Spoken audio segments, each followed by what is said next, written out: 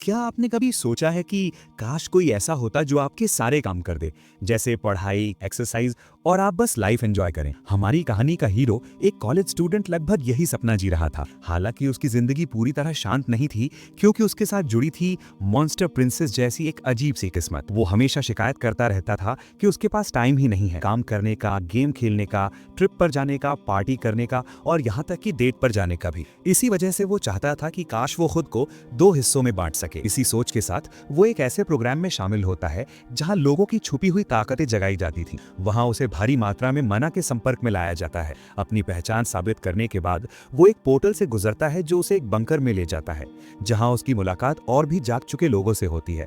वहीं वो एक लड़की को देखता है जिसने आग की शक्ति जगा ली थी और उसे तुरंत एक हंटर गिल्ड से ऑफर मिल जाता है।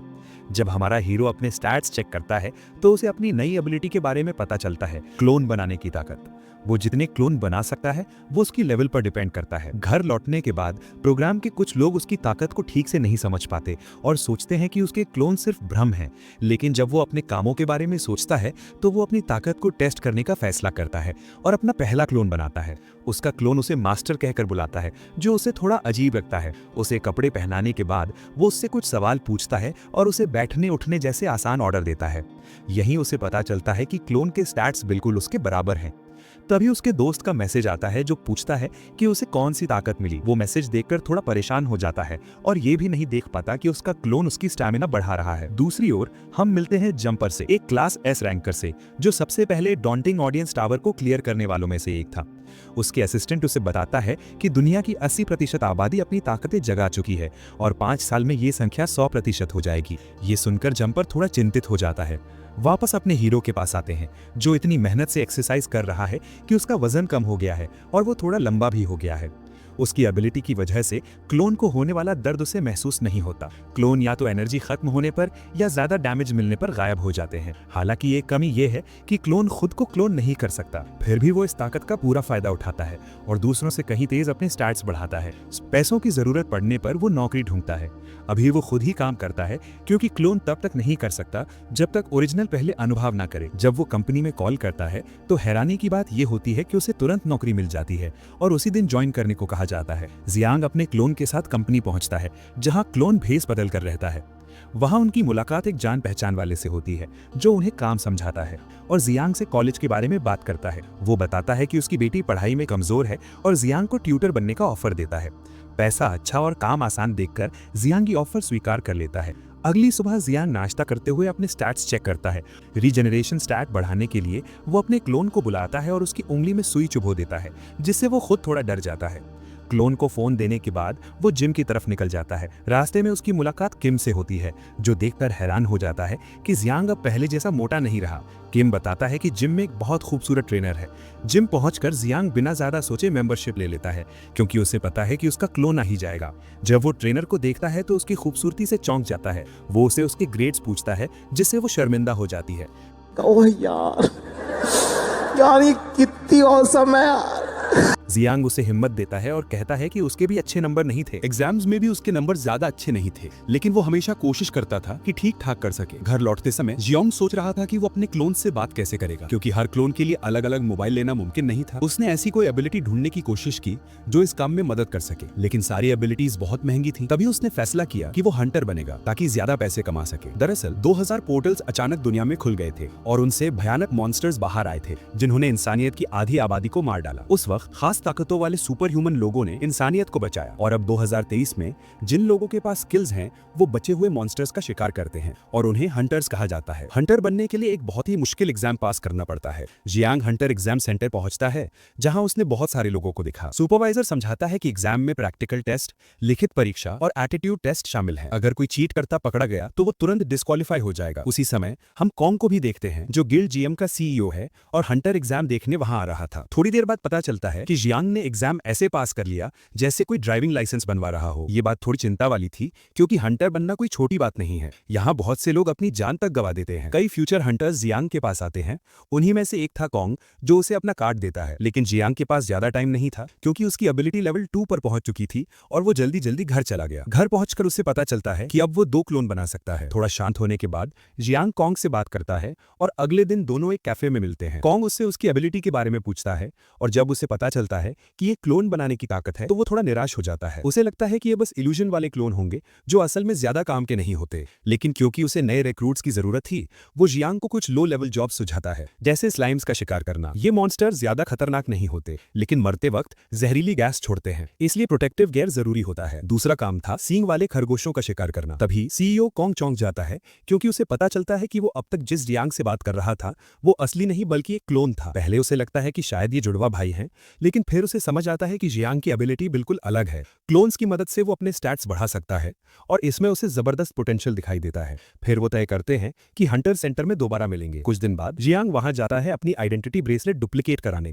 ताकि उसका क्लोन भी अलग अलग डंजन्स में एंटर कर सके। इसी दौरान उन्हें गिल्ड मास्टर ह्यूस्टन देख रहा होता है। वो कॉन्ग का मजाक उड़ाता है कि एक एफ रैंक हंटर को संभाल रहा है और जियांग को डराने की कोशिश करता है, लेकिन जियांग जवाब देता है कि उसकी गिल्ड डंजन्स पर मोनोपोली बनाए बैठी है और ऊपर से हंटर्स को बहुत कम पैसे देती है। ये सुनते ही ह्यूस्टन गुस्से में उसके और पास आ जाता है। वो उसे मारने के इरादे से उसकी तरफ बढ़ता है, लेकिन खुशकिस्मती से उसके ही एक वर्कर ने उसे रोक लिया। गिल्ड मास्टर वहां से हट जाता है, ये सोचते हुए कि वो उस लड़के से फिर कभी मिलेगा। इसके बाद जियांग खुद को स्लाइम फील्ड में शिकार करते हुए पाता है, लेकिन ये ज्यादा देर तक नहीं चलता। इतना सारा इक्विपमेंट पहनकर शिकार करना बहुत मुश्किल था, इसलिए वो ये काम अपने क्लोन को सौंप देता है और खुद अगले डंजन की तरफ निकल जाता है। लेकिन उससे पहले वो रास्ते में उस दूसरे क्लोन से मिलता है जो जिम में ट्रेनिंग कर रहा था। रास्ते में जियांग सोचता है कि क्या शिकार करने के लिए कोई स्पेशल इक्विपमेंट चाहिए। कांग उसे बताता है कि वो हंटिंग ग्राउंड से इक्विपमेंट किराए पर ले सकता है, हालांकि आगे चलकर उसे अपना खुद का लेना ही पड़ेगा। वहां पहुंचकर उन्हें पता चलता है कि एक मॉन्स्टर ब्रेक हुआ है। दरअसल जिन पोर्टल से मॉन्स्टर निकलते हैं वो बाहर की दुनिया से कटे होते हैं। आमतौर पर शिकार तभी होता है जब हंटर्स उन पोर्टल्स के अंदर जाते हैं, लेकिन कुछ मामलों में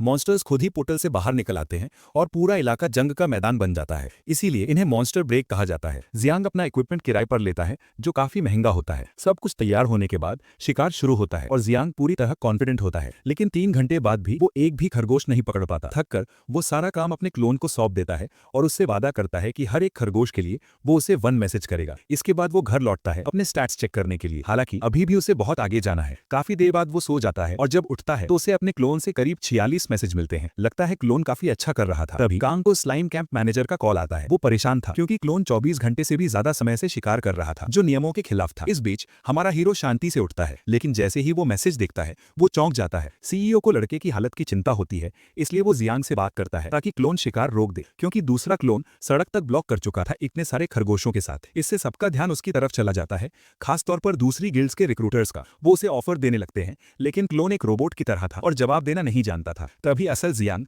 छुपे हुए रूप में वहां आता है और उसे और एम्यूनिशन देता है। आसपास के लोग हैरान रह जाते हैं कि क्लोन अब भी शिकार करता जा रहा है। कुछ लोग तो उसे रिकॉर्ड भी करने लगते हैं ताकि उसकी तकनीक समझ सके। अब जियांग अपने क्लोन्स को और बेहतर समझने लगता है। अब तक क्लोन्स उसके करीब 58% स्टैट्स हासिल कर चुके थे और वो उसके 50% काम कर सकते थे बिना किसी हिचक के और पूरी एकाग्रता के साथ। तभी उससे कोई रोकता है और पूछता है कि वो क्या सोच रहा है। वो उसे बताता है कि वो एक हंटर है। ये सुनकर वो चौंक जाती है। वो पूछती है कि क्या वो गॉड ऑफ एमिंग या उजो ज़ैन को जानता है। तभी पता चलता है कि उसका क्लोन इंटरनेट पर काफी फेमस हो चुका है, क्योंकि उसने 200 से ज्यादा खरगोशों का शिकार किया था। ह्यून ये सुनकर हैरान रह जाती है, लेकिन जियांग दिखावा करता है कि वो कुछ नहीं जानता। ह्यून बताती है कि उसका सपना हंटर बनने का है। वो लगभग लाइसेंस ले ही चुकी थी, लेकिन उसे हंटिंग एरिया से डर लगता था। इसलिए वो जियांग से कहती है कि अगर उसके अच्छे नंबर आए तो वो उसके साथ डंजन जाना चाहती है। जियांग मान जाता है और उससे वादा करता है। जियांग के जाने के बाद ह्यून बहुत खुश हो जाती है। उसके लिए उसके साथ डंजन जाना एक डेट जैसा था। वो बताती है कि शुरू में उसे जियांग पसंद नहीं था, क्योंकि वो उसके पिता को जानता था, लेकिन जैसे जैसे वो उसे समझने लगी उसकी राय बदल गई। रात में जियांग फंटर ग्राउंड पहुंचता है, जहां बहुत सारे वर्कर्स ढेर सारे शिकार किए गए खरगोश इकट्ठा कर रहे होते हैं। कांग उसे बताता है कि उसका पेमेंट 83% तक एडजस्ट कर दिया गया है, मतलब अब वो लगभग एक ई क्लास हंटर जैसा कमा रहा है। लेकिन तभी एक हंटर गुस्से में आ जाता है। वो शिकायत करता है कि जियांग की वजह से उसे खरगोशों का शिकार नहीं करने दिया जा रहा। वो उससे कमाई का 10% मांगता है। जियांग मना कर देता है तो वो गुस्से में क्लोन को मार देता है, लेकिन क्लोन जानबूझकर बात बढ़ा देता है और ये सब जियांग रिकॉर्ड कर लेता है। वो उसे चेतावनी देता है कि अगर उसे परेशान किया गया तो ये वीडियो हंटर्स को दिखा दी जाएगी। बाद में पता चलता है कि वो हंटर हियाजिन नाम की राइवल गिल्ड से है। ये गिल्ड जीएम की गिल्ड को काफी परेशान कर रही थी, जिसकी वजह से कई हंटर्स गिल्ड छोड़ चुके थे। ये सुनकर जियांग ऐलान करता है कि वो ये सब बर्दाश्त नहीं करेगा। वो बताता है कि उसके पास तेजी से मजबूत बनने की एक नई तकनीक है। कांग हैरान रह जाता है और दोनों तय करते हैं कि वो हंटर मार्केट में मिलेंगे, जहां हर तरह का इक्विपमेंट बिकता है। वहां जियांग अपने क्लोन्स के लिए आर्मर और हथियार खरीदता है। साथ ही वो फैमिलियर नाम की एक एबिलिटी ढूंढता है